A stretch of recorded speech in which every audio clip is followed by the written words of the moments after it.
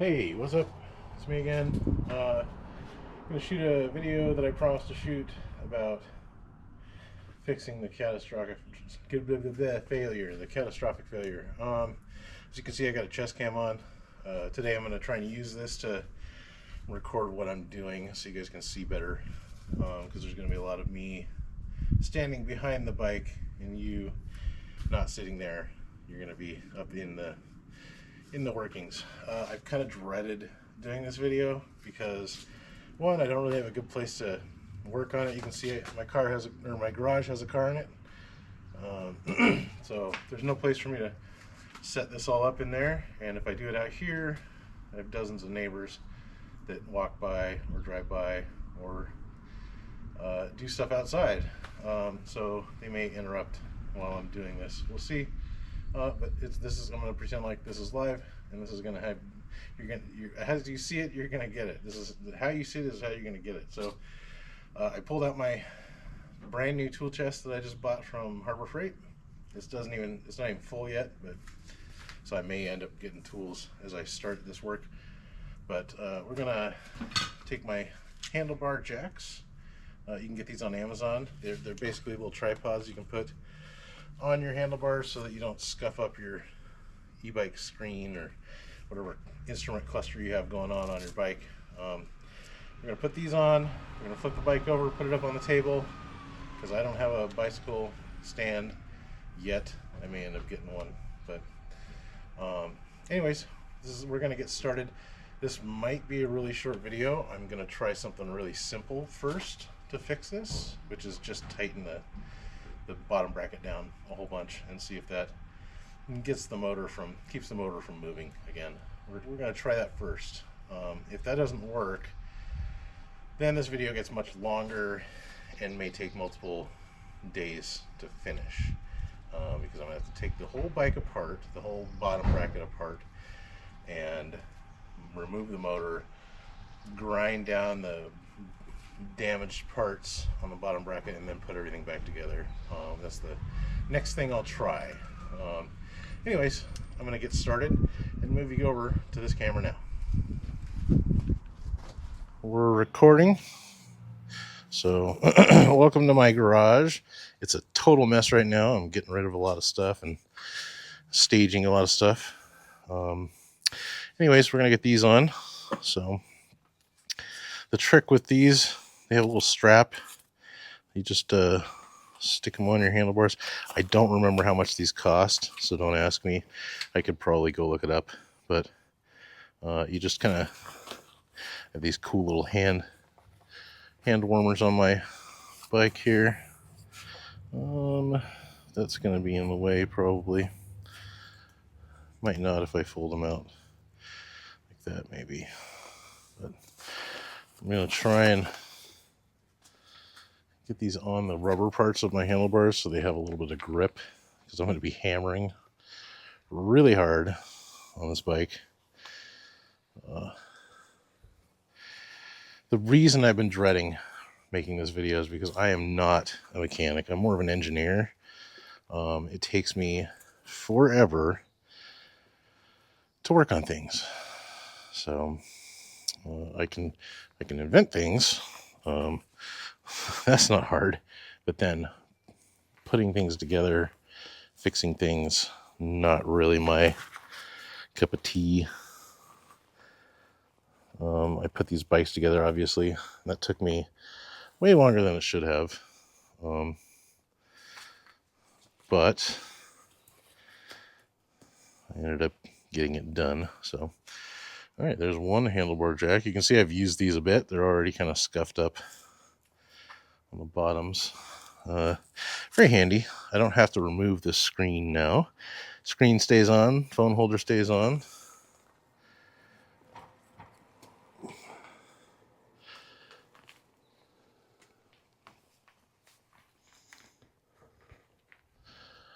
I want to get them in relatively the same spot on the handlebar so they're not lopsided.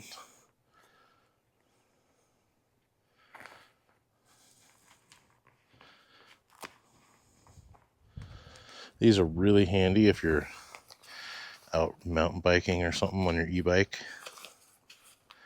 and you got to lay your bike on its head. And you don't want to mess up your screen when you do it. Okay, that part's done. Now, I get all the extra weight off of this I can. This thing weighs like 5 pounds. The Kryptonite Evolution. It was a purchase from JohnnyNerdOut.com. They're very expensive, but supposedly theft-proof, or not theft-proof, but close. And I think nothing's theft-proof. All right, we're gonna pick the bike up, flip it over in this tiny little space that I have.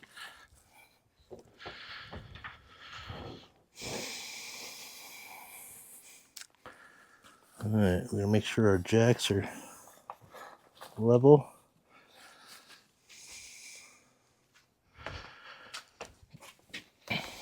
Ooh, cutting it a little close there. In fact, what can I do to make sure that doesn't come off? Ugh, that makes me a little sick. I've used these on this table before, but nothing like I'm about to do now. All right, let's get into the toolbox here. First thing we got to do is pull our cranks off. We're also going to use one of these fancy tools. One of them I have is pretty beat up. I think it's this one. Yeah, there's a chip taken out of it. While I was buying my CYC motor, I asked Johnny. He had a whole box of these just laying around. I said, hey Johnny, will you give me one of those? Mine's kind of messed up. He said, yeah, sure. Free of charge. He hooked me up. All right, so this is a crank puller. What we're going to do with this, after we pull these out, we'll put this in there and we'll push our cranks off. But obviously I don't have to do this side. I only have to do the other side. So, all right, need a wrench set.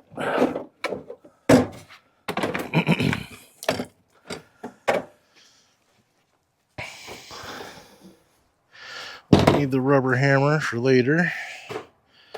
Need these Allen wrenches.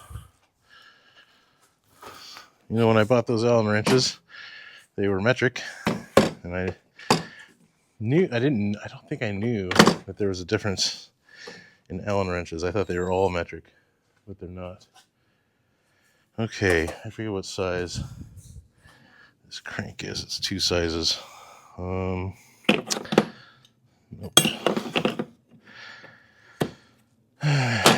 What should take me an hour or less is probably going to take me 2 hours. So I might end up speeding up this video a little bit. 17.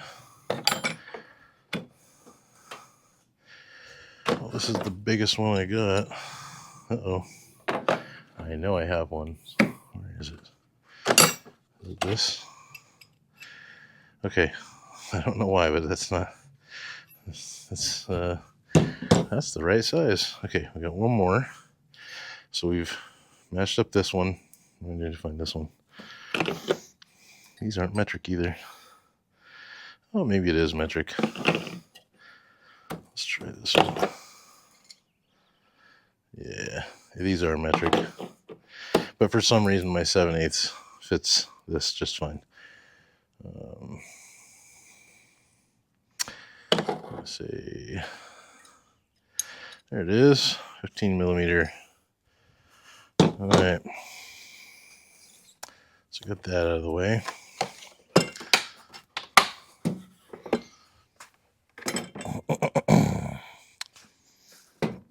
Come on. Harbor Freight Special. Okay. I think we're ready to pull these cranks off. You can see the camera still set up here. This one's not recording anymore. I don't know if I want it recording. Not sure I'll need it. I kind of remember, I think this was an 8 millimeter. Let's find out. Hey. There we go. Boy, that wasn't on there very tight. Man, I hope this video is recording right. Otherwise, I'm going to have to do an apologies video. Because I'm not taking this all the way apart again.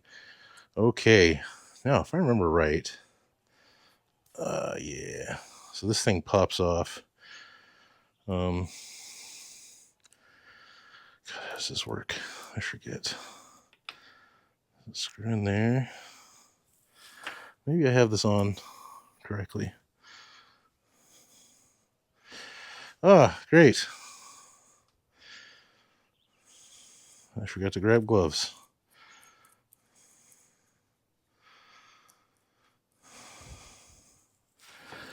No, that's supposed to come off. I forget. Which way? Oh, yes. I don't forget anymore. All right, so we're going to pop this thingy off. I kind of think that's supposed to go in like that. Oh, man, do I have to go look up how this tool works? No. So this one goes to the mountain bike. It's got a different crank in it. And this one goes to this bike. And I'm pretty sure it doesn't matter how tight I get it on there, because I think the crank's gonna pull whether I want it to or not. All right, so you want to get a couple of threads going in here. You don't have to thread the whole thing in.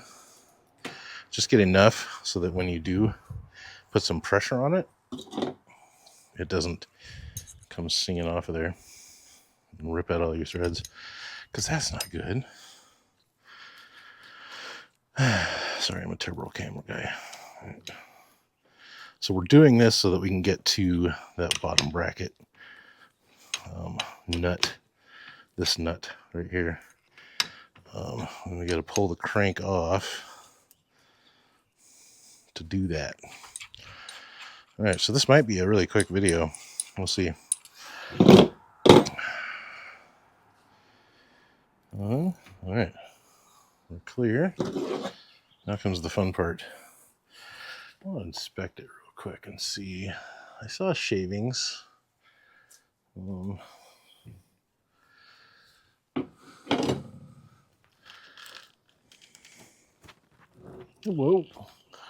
Whole bike moved. All right. I do believe that is all the way. Sorry, you guys weren't looking. I do believe that is all the way down. I'm trying to push it. Yeah, it's not moving. Okay. Next. Is it this one? No. You know what? I have a tool. Hold on. This worked for my other bike. Let's look here. This might actually work. And if it does, give me more of a reach. I think I have a big breaker bar I can use on this. Oh, yeah. That's the problem. It's hitting that. So I can't actually get this on it. This works for the CYC motor. So that's all that really matters. That's too bad. All right, so that means I get to use this thing and a hammer. So I stick this on here. I can't remember which way is tight on this. I kind of remember it being backwards somehow. Oh, shit. Excuse my language. Very delicate work here. All right.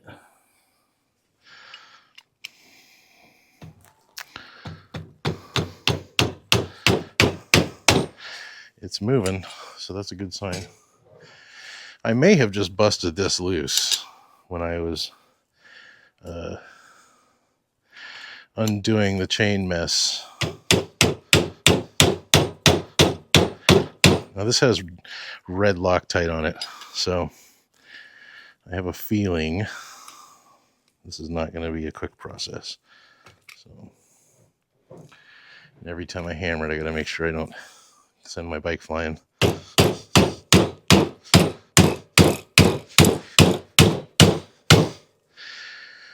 I'm sure even with the motion control. Oh, look at that. Okay. That is really good news. All right. I am unable to move the motor now. I wonder if all I need to do, pull the crank. I think it is. That's really good news. That means I don't have to take the whole bike apart. We're going to give it a couple more cinch downs here. And then we can call it done. Video made. Repair video. Catastrophic failure. Not so catastrophic.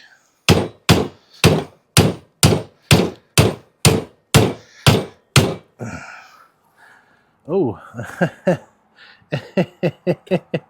I bent it. Look at that. So I think we're as tight as we can go with one of these. I may end up having to order something like this. That's not made of cheap aluminum. Because I think I did just bend it. You can see it sticking out now. Right there. I have a second one of these. But I think I chewed that one up. So I can no longer move this motor. I think it's fixed. So we're going to put the crank back on, and then we're going to take it out for a little ride. So make sure you get your crank set on right. I did put it back together wrong one time. And that was hilarious. Both pedals were facing the same direction. It was a lot of fun. Okay. Joy.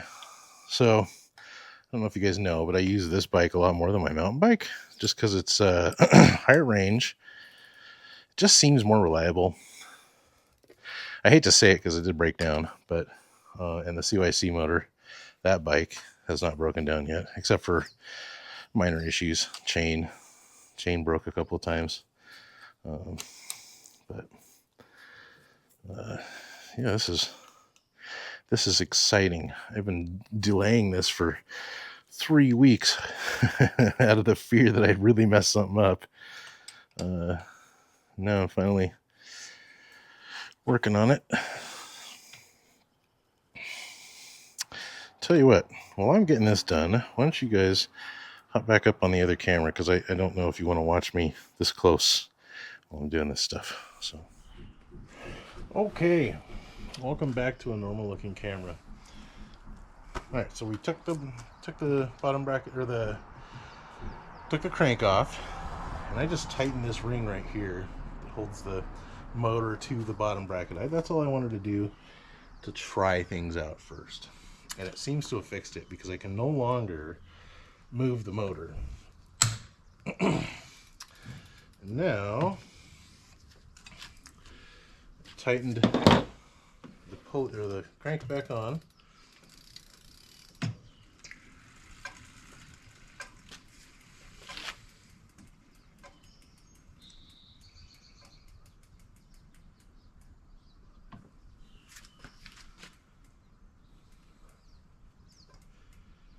Sorry, just hearing a weird noise.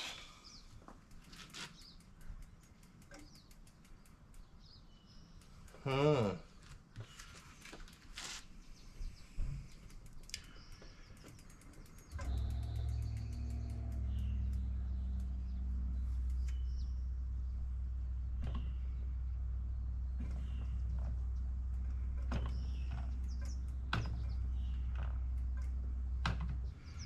Something's not right. I don't know what that is. I'm not a bike mechanic, but something sounds weird.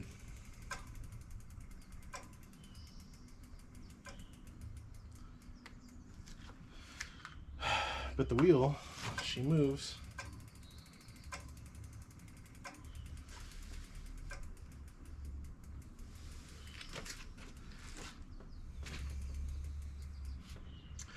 All right, not gonna worry about that. What I'm doing right now is I want to see, every time I bind my chain up, I notice that the linkages get sticky. So here's what we're gonna do.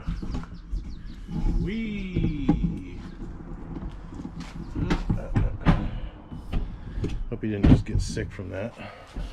We're gonna watch these links, I guess right here, maybe. While I'm pedaling, I want to see if any of these stick.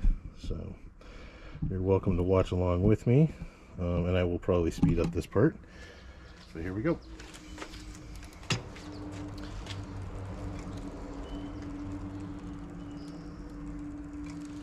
We'll look for the master link, and that'll be our stopping point. There's the master link right there. So we're looking to see if any of these don't want to curl over nicely. I heard one.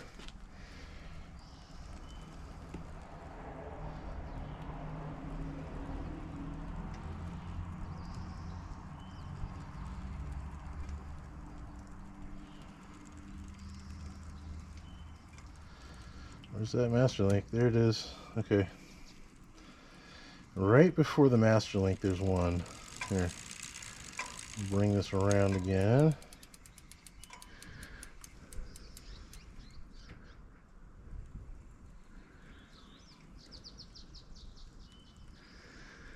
Huh.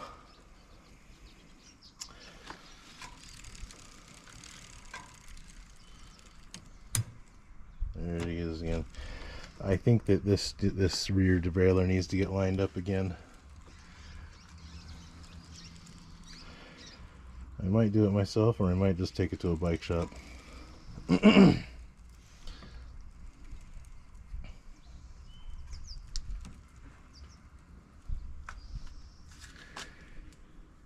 Seems okay though. I think it's writable. So as you can see, all it was the bottom bracket had come loose, probably from me unjamming the chain in such a bad way. I must have just unscrewed the bottom bracket just a little bit when I moved the motor somehow, one way or another. So I'm going to remember that for the next time that this happens, because it may happen again. I didn't fix that problem, I just fixed that the motor was loose. I'm going to keep riding it. I might end up oiling the chain, cleaning the other parts to make sure nothing's sticky, because I have not actually cleaned the cassette, and I haven't actually cleaned anything but the chain. In fact, the chain is starting to look a little dirty again. I may end up just cleaning it while I have it here, but I'm not going to make a video about that. Anyways, thanks for watching. I'm glad this wasn't a huge catastrophic failure like I thought it was. It seems like the motor is good now. I can actually probably pick up the whole bike. Yeah, and the motor doesn't move, so that's good. Anyways, thanks for watching. Like and subscribe on the bottom, and leave me a comment if you like this kind of video, and I'll make another. I have other stuff I can do, like cleaning a chain. Thanks. Bye.